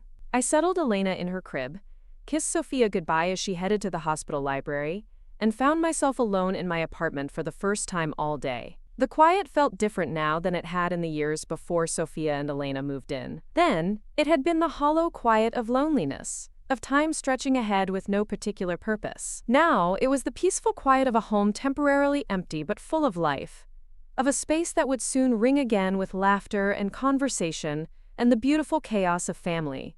I made myself another cup of coffee and settled at my kitchen table with the fraud prevention materials I was preparing for my next workshop.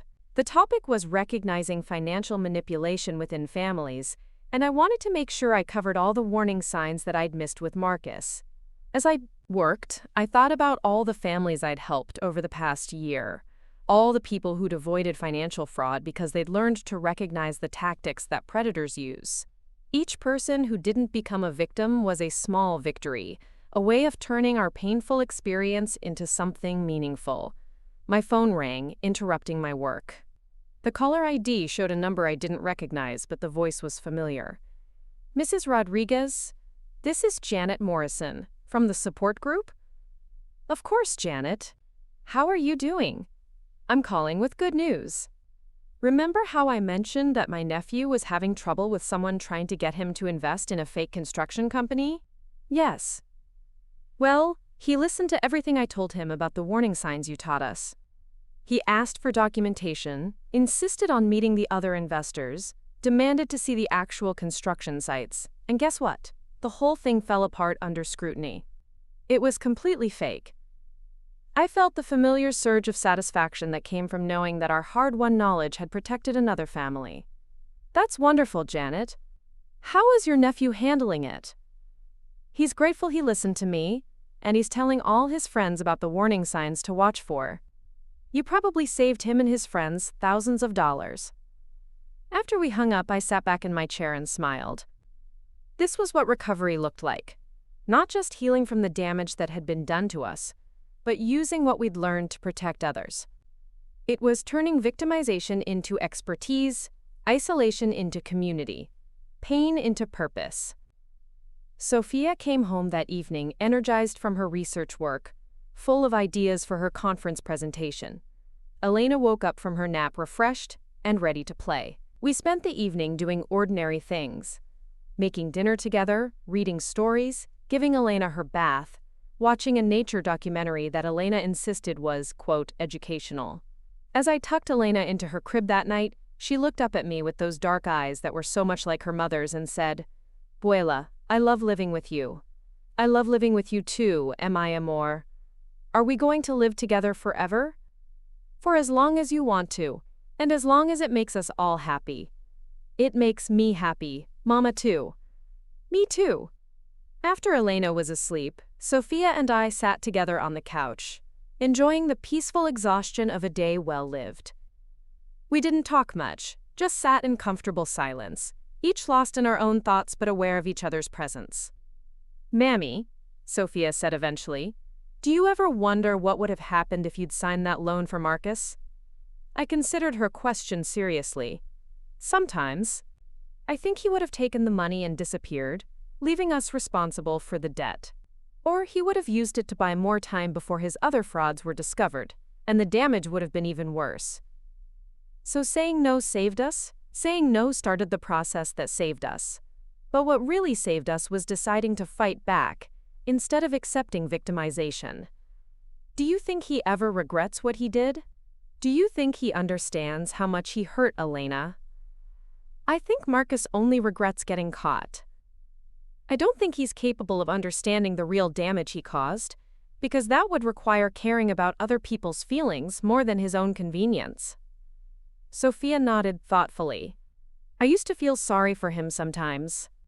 But then I remember what Elena's life would have been like if we'd stayed with him, if she'd grown up thinking that lying and stealing were normal. And I stopped feeling sorry for him. Elena is going to grow up knowing that honesty matters, that family members protect each other, that women can take care of themselves. That's worth more than all the money Marcus stole. Do you think she'll remember any of this? The drama, the upheaval, moving in with you. She'll remember feeling safe and loved. She'll remember pancake breakfasts and story time and playing in the park. The trauma was ours to carry, not hers. Good. That's how it should be. As we prepared for bed, I reflected on how much our lives had changed since that Thanksgiving morning when Marcus had tried to manipulate me into financial complicity. We'd lost a house, a lifestyle, and the illusion of financial security. But we'd gained something more valuable: the knowledge that we could survive anything as long as we faced it together. The following morning brought a new week, new challenges, new opportunities to use what we'd learned in service of building something better. Sofia left for her medical residency with the confidence of someone who'd learned to trust her own judgment. Elena woke up ready for another day of discovery and growth. I prepared for another day of fraud prevention work, another chance to help families protect themselves from predators like Marcus. It was an ordinary Monday morning in an extraordinary life. A life rebuilt from the wreckage of someone else's crimes. A life that was more honest and resilient and connected than anything we'd had before. Marcus had tried to steal our future, but instead he'd forced us to create a better one. As I walked Elena to daycare before heading to my first consultation of the day, I felt the deep satisfaction that comes from knowing that every challenge we'd faced had made us stronger. We weren't victims anymore. We were survivors, protectors, builders of something beautiful and lasting. And that was the greatest victory of all. Up next, you've got 2 more standout stories right on your screen. If this one hit the mark, you won't want to pass these up. Just click and check them out.